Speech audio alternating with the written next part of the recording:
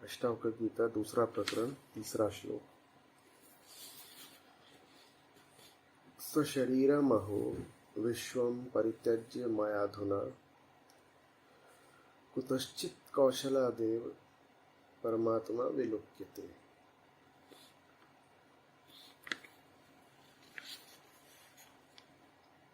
कितने विस्मय की बात है, महान आश्चर्य है कि शरीर और विश्व दोनों का परित्याग करके सशरीरम अहो विश्वम परित्यज्य मयाधुना, विश्व और शरीर दोनों को ही परित्यज्य जान करके न जाने किस विशिष्ट कौशल से अभी मैं परमात्मा का दर्शन कर रहा हूँ। परमात्मा विलोकित, जनक कह रहे हैं।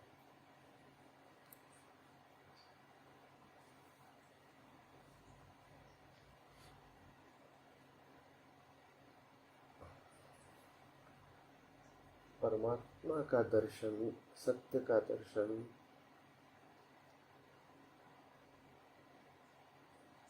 क्या भिन्न है बस एक रेखा के मिट जाने से?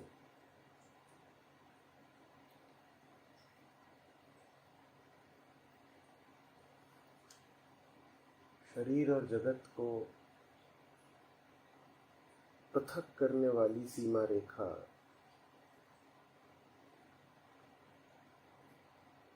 उसका मिटना ही क्या सत्य का दर्शन नहीं है? मैं हूं और जगत है तो यही सत्य हैं दोनों। बस मैं हूं जब तक जगत है, मुझे तो सत्य होना ही पड़ेगा। अपने आप को अस्तित्वहीन या भ्रांति कैसे बोल दूंगा? और मैं फिर सशरीर जिस भौतिक जगत में अवस्थित हूं, मुझे उसको भी सत्य मानना ही पड़ेगा। और इस भ्रांति के चलते फिर मुझे न जाने कितनी और भ्रांतियां रचनी पड़ेंगी। मैं कहूँगा जगत है तो कोई जगत का निर्माता होगा, कोई ईश्वर भी होगा। भीतर मेरे मुझे कुछ सालेगा जो कहेगा कि शरीर हो तुम, शरीर तो भी मर जाएगा। और मरने जैसी भावना से सहमति हो नहीं पा रही तो मैं किसी अमर जीवात्मा का सिद्धांत गढ़ूंगा। मैं अन्य लोगों का सिद्धांत गढ़ूंगा। और ये सब कुछ करना मेरी व्यवस्था क्यों हो जाएगी? क्योंकि सबसे पहले मैंने एक व्यर्थ बात को सत्य मान लिया है। मैंने शुरुआत गलत कर दी है। मैंने इस सीमा रेखा को सत्य मान लिया है। कौन सी सीमा? ये जो हमारी त्वचा की सीमा रेखा है, ये हमारी खाल की सीमा है, उसको ही तो कहता हूँ। यहां तक मैं हूं जहां तक मेरी खाल जाती है, और जहां मेरी त्वचा समाप्त हो जाती है वहां मैं नहीं। ऐसे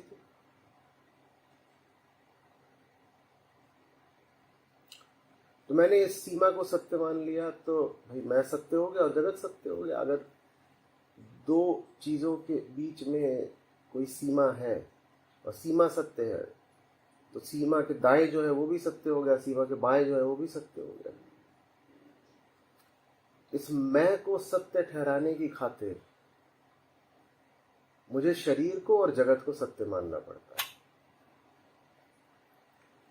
जगत को सत्य माना तो ईश्वर, देवी देवताओं, इन सबको सत्य मानना पड़ेगा। जगत माने प्रकृति, फिर सारे देवी देवताओं का संबंध तो प्रकृति से है, फिर सब देवी देवता सत्य मानने पड़ेंगे। जगत सत्य माना तो जगत का कोई निर्माता होना चाहिए, तो फिर किसी ईश्वर को भी सत्य मानना पड़ेगा। स्वयं को सत्य माना तो सत्य तो मिट नहीं सकता, पर तुम तो स्वयं को सत्य मान रहे हो शरीर ही होकर के, तो तुमको कहना पड़ेगा ठीक है शरीर मिटता है, लेकिन शरीर के अंदर एक जीवात्मा है वो नहीं मिटती, वो आगे चली जाएगी, किसी और लोक में चली जाएगी, उस लोक से फिर वापस आकर के पुनर्जन्म लेगी। तो तुम्हें अन्य लोकों को सत्य मानना पड़ेगा, तुम्हें पुनर्जन्म को सत्य मानना पड़ेगा। कहते हैं ना, एक झूठ के कारण 100 झूठ बोलने पड़ते हैं। अब देख रहे हो कि क्यों धर्म के जगत में, अध्यात्म के जगत में इतने झूठ व्याप्त है, क्योंकि एक मूल झूठ हमने पकड़ लिया। वो मूल झूठ क्या है? मैं और जगत पृथक है, बाहर मेरी सत्ता नहीं चलती, भीतर मेरी सत्ता चलती है। भाई बाहर जैसे नहीं चलती है तुम्हारी सत्ता, तुम्हारे भीतर भी तुम्हारी सत्ता नहीं चलती है। जैसे बाहर का हिलना डुलना तुम्हारी मर्जी से नहीं होता, वैसे ही भीतर का हिलना डुलना भी तुम्हारी मर्जी से नहीं होता।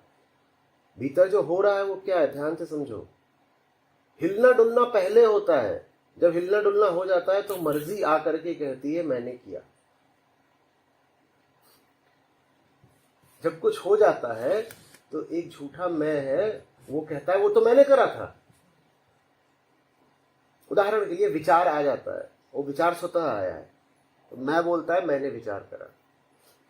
अगर मैंने विचार करा होता तो मैं से कहो कि अपने विचारों को चुन कर दिखाए।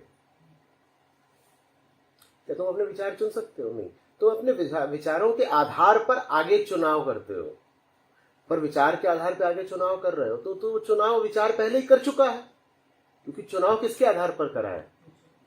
और विचार तुमसे पूछे बिना आया था, तो तुमने चुनाव कहां करा? आगे भी न तुमने विचार चुना, वो अपने आप आ गया था। सबके विचार अपने आप आते हैं। हम कहते हैं कि मन के आकाश में विचार उमड़ते घुमड़ते बादलों की तरह स्वतः आ जाते हैं, तो स्वतः आ गए। अब विचार एक बार आ गया तो विचार के आधार पर तुमने चुनाव कर लिया, वहां तुम कहते हो देखो ये मेरा चुनाव है, पर वो चुनाव भी किसके आधार पे है? विचार। और विचार आया था स्वतः ही, तो तुमने कुछ भी कहां करा? ना विचार तुम्हारा है, ना आगे का चुनाव तुम्हारा है, हमारा कुछ भी नहीं है। भीतरी जगत में जो चल रहा है, जन्म मृत्यु, गति अगति, प्रेम घृणा, जगना सोना, संकल्प विकल्प, हमारा कुछ भी नहीं। एक मुक्त पुरुष होता है जिसका सब कुछ होता है, और उसका सब कुछ इसीलिए होता है क्योंकि वो जान लेता है कि उसका कुछ भी नहीं। फिर हम क्यों कहते थे जब उसने यही जाना है उसका कुछ भी नहीं, तो ये क्यों कहते थे सब कुछ उसका है? क्योंकि अब ये जो सब कुछ है ये उस पर राज नहीं कर पाता, वो इसका साक्षी बन जाता है ना, तटस्थ दृष्टा बन जाता है। ये जो कुछ भी है उस पर राज नहीं कर पाता। तो उसी बात को काव्यात्मक तरीके से कह देते हैं कि राजा बदल गया। पहले प्रकृति राज करती थी, अब आत्मा राज करती है। राजा बदल गया। कम से कम पहले प्रकृति राज करती थी, अब नहीं करती है, इतना तो ठीक है ना। पहले प्रकृति राज करती थी, अब नहीं करती है, तो उसको कह सकते हो अब मैं राज करता हूं। अब मैं राज करता हूं तो कह देते सब कुछ मेरा है, क्योंकि राजा का सब कुछ होता है। समझ में आ रही है बात? और ये रेखा मिटी नहीं, एक बार ये भ्रम गया नहीं कि भीतर जो कुछ चल रहा है उसमें मेरा कुछ है। मामला बिल्कुल निरभ्र आकाश की तरह साफ हो जाता है। वैसा ही अभी कुछ राजा जनक के साथ हुआ है, तो वो चमत्कृत से देख रहे हैं, कह रहे हैं कितने महान आश्चर्य की बात है कि शरीर और संपूर्ण दृश्य जगत दोनों को एक देख पा रहा हूं, और दोनों को ही स्वयं से भिन्न देख पा रहा हूं। वो और ये एक है, और मैं इन दोनों से ही भिन्न हूं। ये पूरा जगत है, दृश्य जगत, अनुभव्य जगत, ये एक है किसके साथ? शरीर के साथ। और मैं जगत और शरीर दोनों से भिन्न हूं, और इस क्षण में जो है वो अनिवर्चनीय है।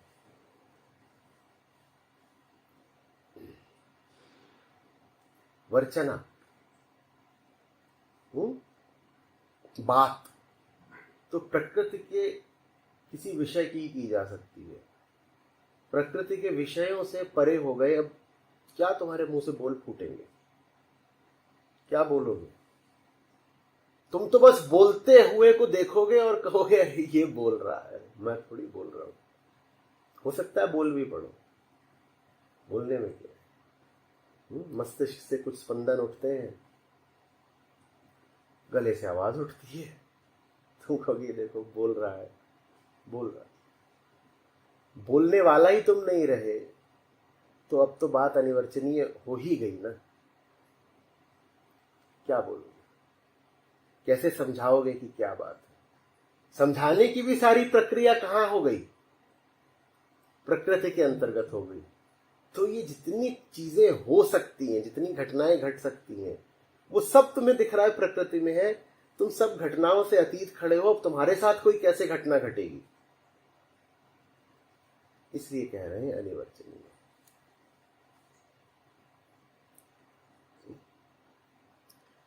और इसी सीमा रेखा का मिटना सत्य का, आत्मा का, परमात्मा का दर्शन है। और नहीं परमात्मा का दर्शन कोई बात होती, नहीं तुम्हारे सामने कोई देव मूर्ति खड़ी हो जाएगी, नहीं कोई विशिष्ट अनुभव होने लगेगा, नहीं भीतर से कोई रस का फव्वारा फूटेगा। वो सब नहीं होता परमात्मा का दर्शन। न कोई खास रंग, न कोई खास ध्वनियां, न भीतर से कोई विशेष आनंद का अतिरेक, ये सब नहीं होता परमात्मा का दर्शन। अपने ही अज्ञान से भरोसा हटा लेना, ये परमात्मा का दर्शन है।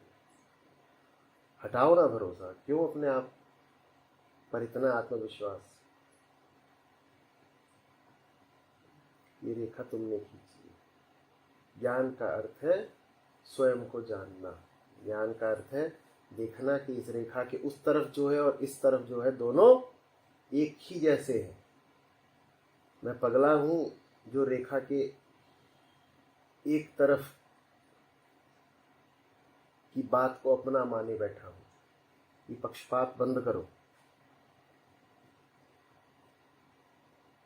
उस पक्षपात का बंद होना और परमात्मा का आविर्भूत होना एक साथ।